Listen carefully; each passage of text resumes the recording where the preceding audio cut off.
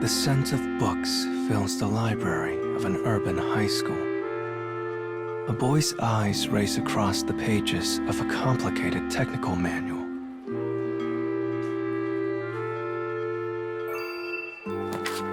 The only sounds are the scrape of his finger across paper and the faint cries of students outside. The library is a place apart. It is his sanctuary, his peace.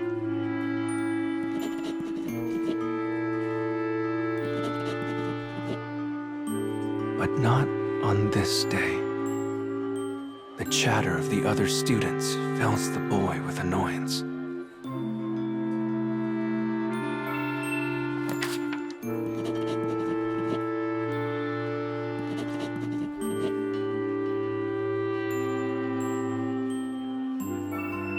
Unable to bear the shattered order of things, the boy closes the book and abandons his study.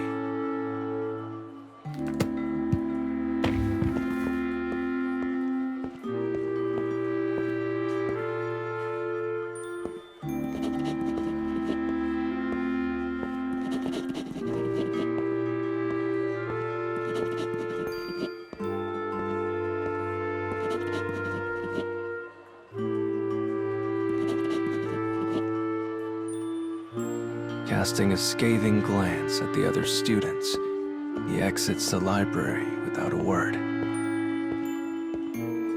The words and actions of his classmates serve to increase his loneliness, but he is used to it.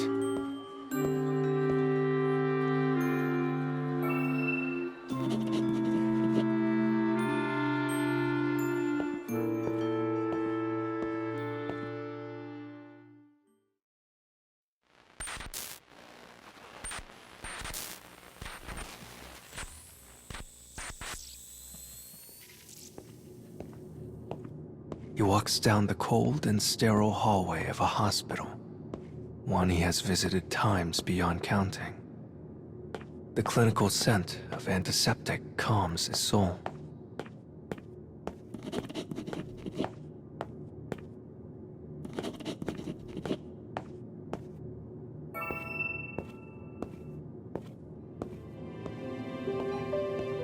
The room is completely silent, save for the constant beep of an electrocardiogram.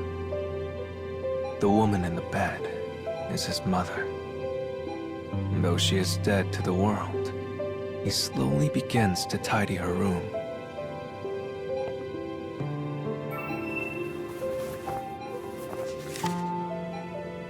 A torn photograph of a family lies discarded on the floor. It shows him with his parents, an older sister, who had gone to live with their father after the divorce. The photo is all that remains of that fleeting moment of happiness.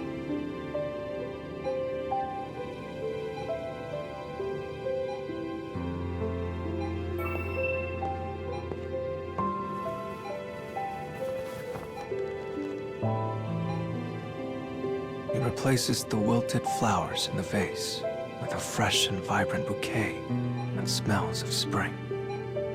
They are violets, his mother's favorite, and she was delighted to see them when she was admitted. She suffers from a chronic heart condition that sees her constantly in and out of hospitals.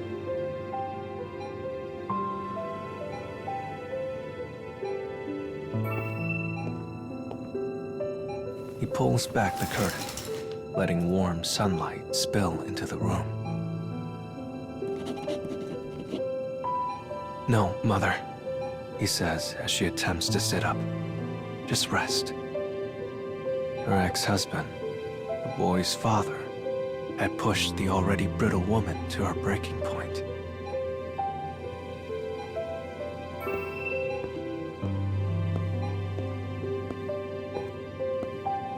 His straightening finished, the boy goes to his mother's side. His heart clenches in his chest as he looks down on her grateful expression. His father had beaten his mother more times than he could count. The abuse was so severe, his mother could no longer stand.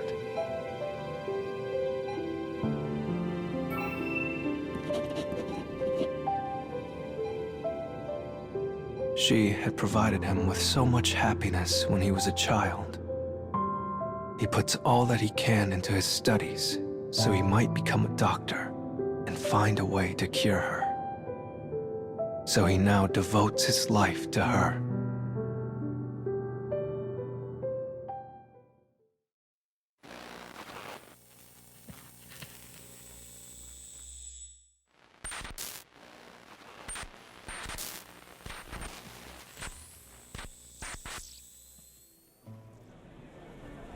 With the day complete, people hurry about their business in the evening gloam of the city. The boy walks alone in the street, surrounded by a noise and light and life that is a far cry from the typical silence of the night. After studying at a cafe, he heads for work.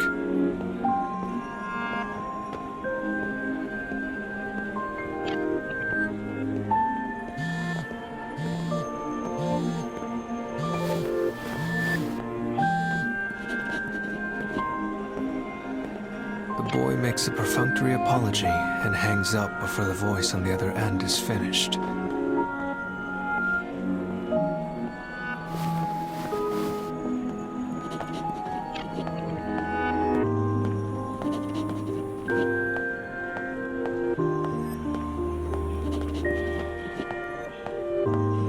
A familiar loathing for society passes across his features as he jogs down the street.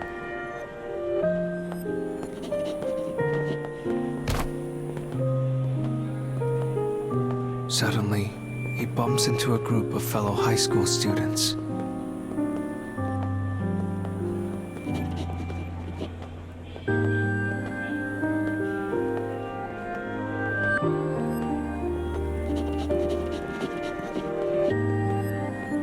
They chatter and squeak like startled insects, organisms barely worthy of the miracle of life. Deeming the interaction not worth his time, he mutters his second false apology of the evening before hurrying from the scene.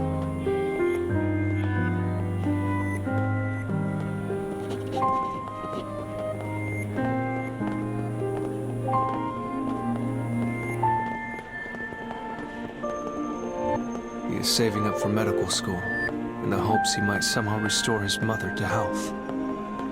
He studies until words blur across the page, then works multiple jobs to save tuition money. Fatigue is a constant companion, joy an enemy. His life, his seemingly endless life, is nothing but stress.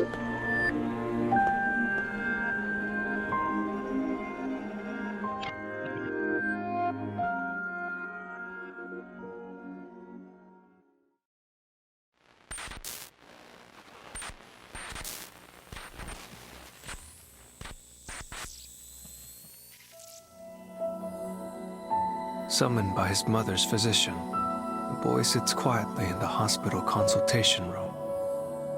The man opposite slowly begins to speak.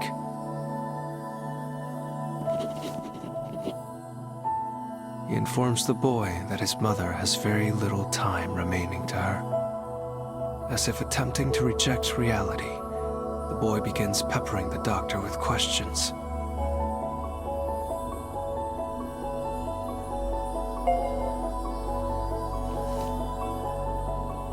The doctor explains that his mother's congenital heart condition is worsening by the day.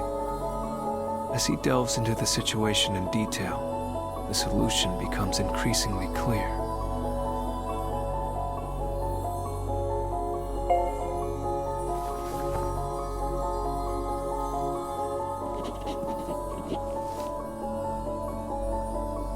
His mother will need a heart transplant. It is the only thing that might save her. Yet there are many hurdles to overcome, including finding a donor and paying for the procedure.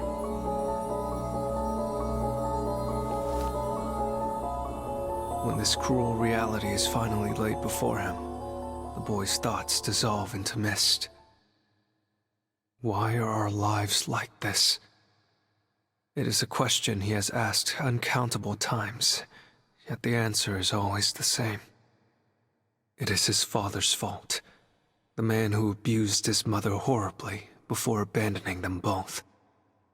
And so, this day ends like all the others, with hot rage accumulating in his heart, like so much ash from a fire. The beeping of the cardiograph serves as proof that his mother yet lives.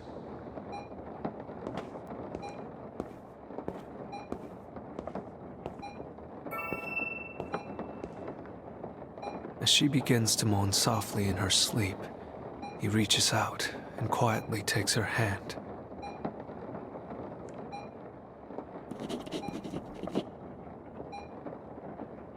At this moment, he notices something. His own heart is beating in time with his mother's cardiograph. As realization spreads across his face, he places his free hand over his chest. If it's a heart you need,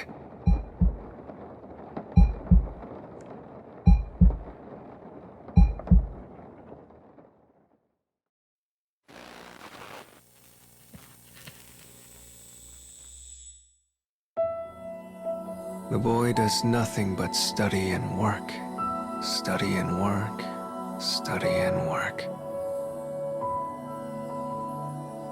The stress of his routine weighs on him. It is a burden he should not have to bear. The physician told him how much time his mother had left, as well as how they might save her. And so, he finally arrives at a great decision, one taken to preserve his tiny sliver of happiness.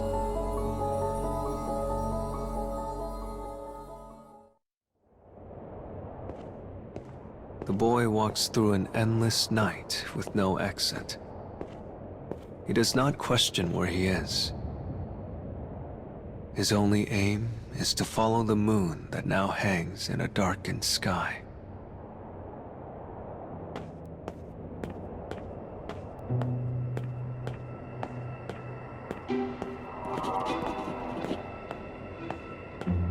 He is close to death.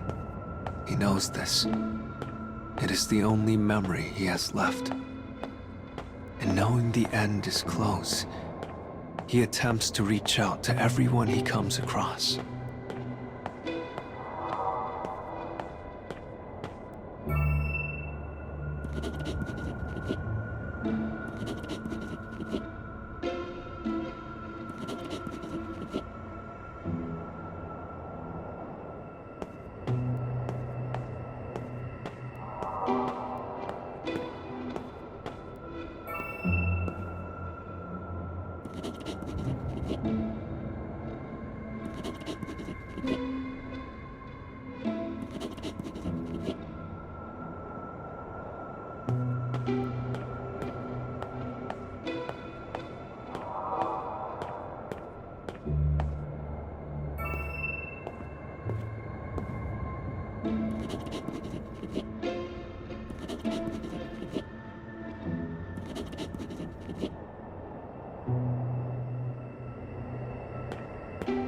But he receives only cruelty in return.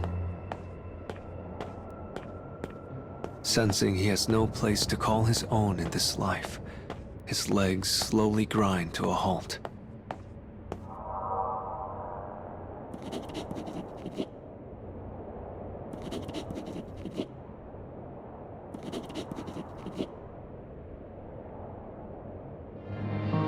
He remembers what he and his mother said to one another when he was young. Even when his father scolded him, even when he fought with his sister, his mother had always been on his side.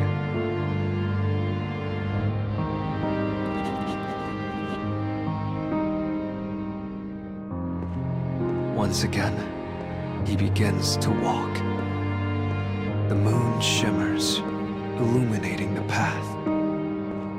It is his guide, a lamp in the darkness, so he might save his mother who now hovers between life and death.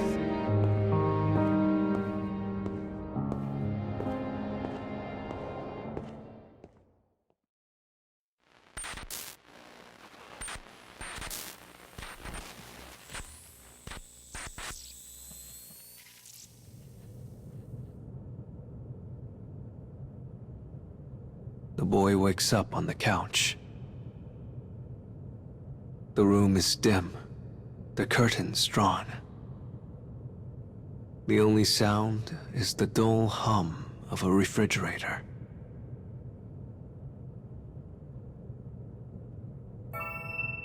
Bottles of drugs sit on the table before him. It is poison he purchased on shady websites. Poison enough to kill him many times over. But it is also a release. For while it causes brain death, it will leave his heart intact for his mother.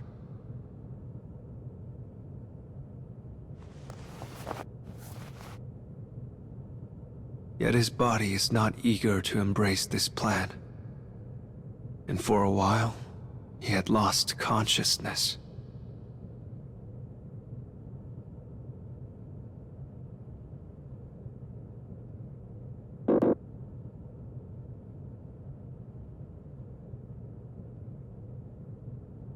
Words of self-defense flutter in and out of his mind. But knowing that his mother has no time left, he manages to shove them aside.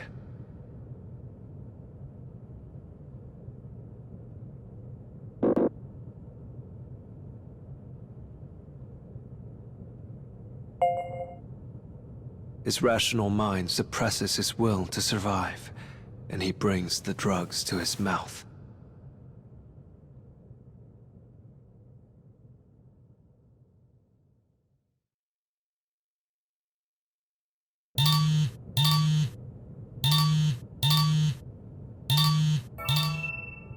He feels as though his final moments will last into eternity.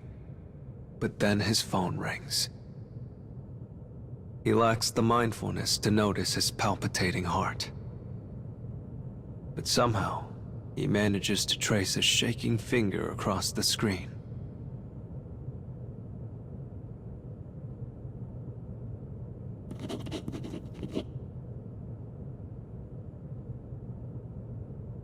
The call that saved his life was from the hospital where his mother is admitted.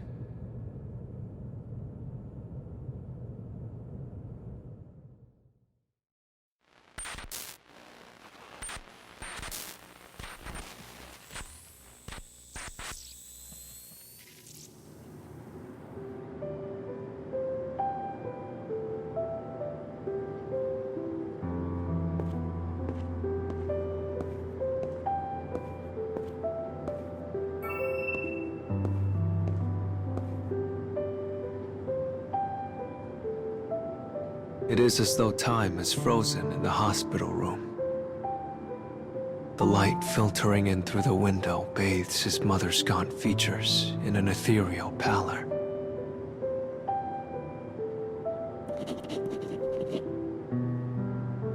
She had passed not long before, quickly and without warning. There is a thin smile on her face, as though free at last from her hell.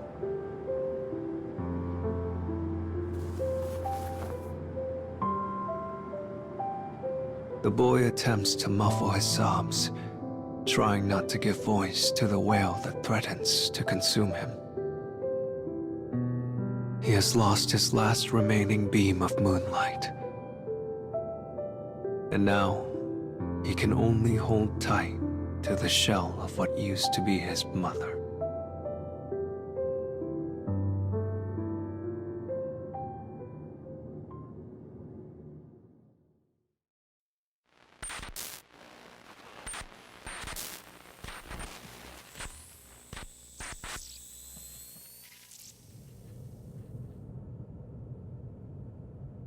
Warm sunlight pools through the window. The only sound in the apartment is the buzz of a refrigerator. Within the room, a lone boy slumbers.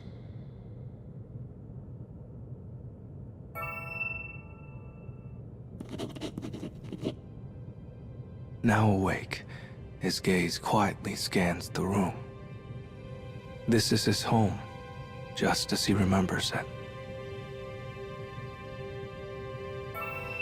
He has a faint recollection of his mother making breakfast but it is a memory's whisper, nothing more. He recalls traversing stone towers in an attempt to save his mother. He shakes his head, telling himself it was all a dream.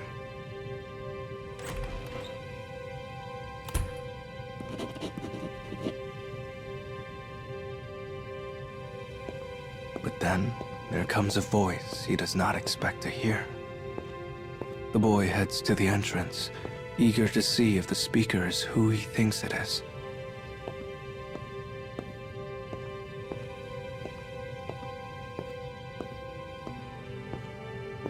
Standing there is his mother, who should be in the hospital. "Look at you, sleepyhead," she says with a cheerful smile. She's happy, an emotion he's not seen in years. Tears of relief begin to spill from his eyes. The way she says his name is so gentle, so loving. But the boy forces his emotions down and replies, "I'm fine, it's nothing."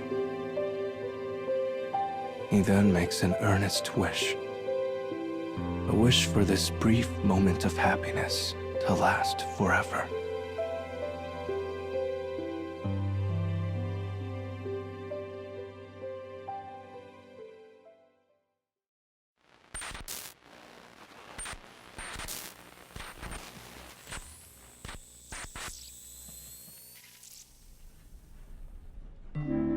The scent of books fills the library of an urban high school. A boy's eyes race across the pages of a complicated technical manual.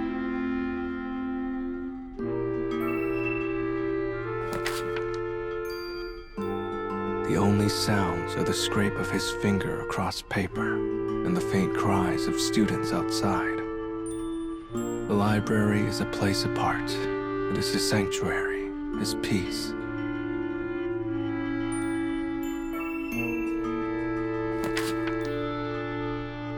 No one bothers him here, and his mind is free to plunge into mathematical formulae. Numbers and symbols fill the pages of his notebook.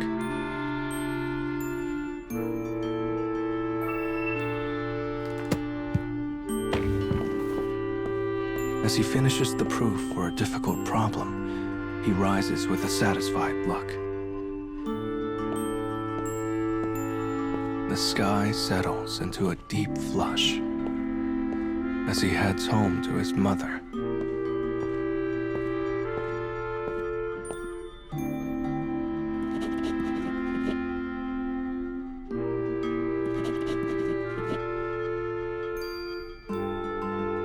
Other students suddenly call out to him.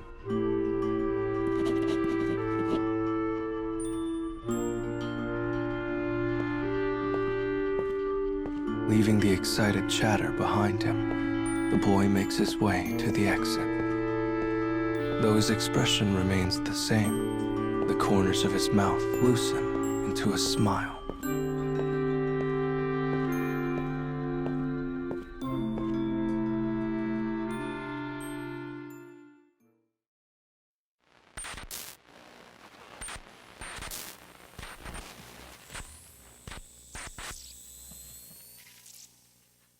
"I'm home," he calls, the phrase unnatural on his lips.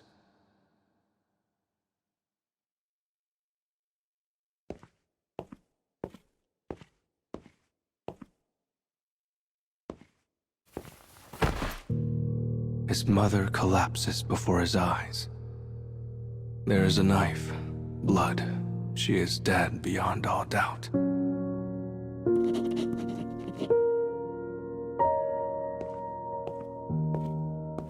It is her second death, but this time it was done by his own sister's hand.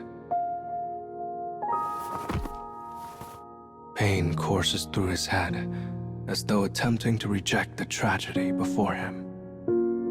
And amidst his pain, he hurls curses at his fate.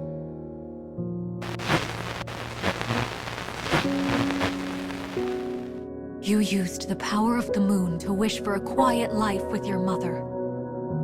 But no matter how many times you rewrite the past,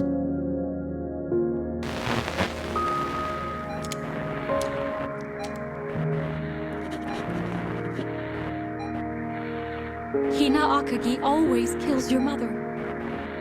Same as the time she killed her in the hospital.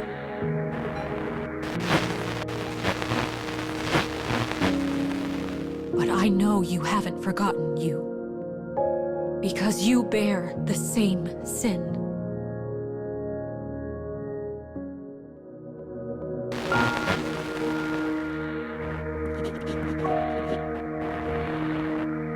Hatred and animosity roil in the boy's chest.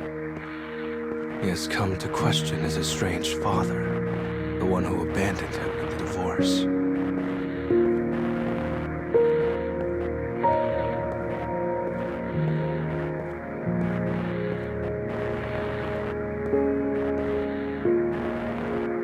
He informs him that his mother hasn't long to live. He places the blame squarely on the abuse he inflicted upon her. But as he piles on questions and facts, his father interrupts.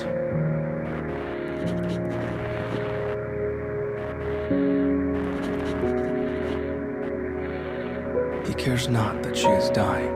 Indeed, he seems almost pleased. This is too much. Finally, the boy snaps.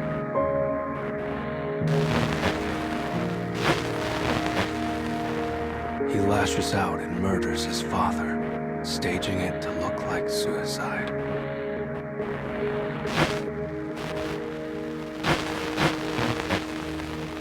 This is the truth of it all. The whole reason for this journey was for you to understand that. Because now, it's time for your wish to come true.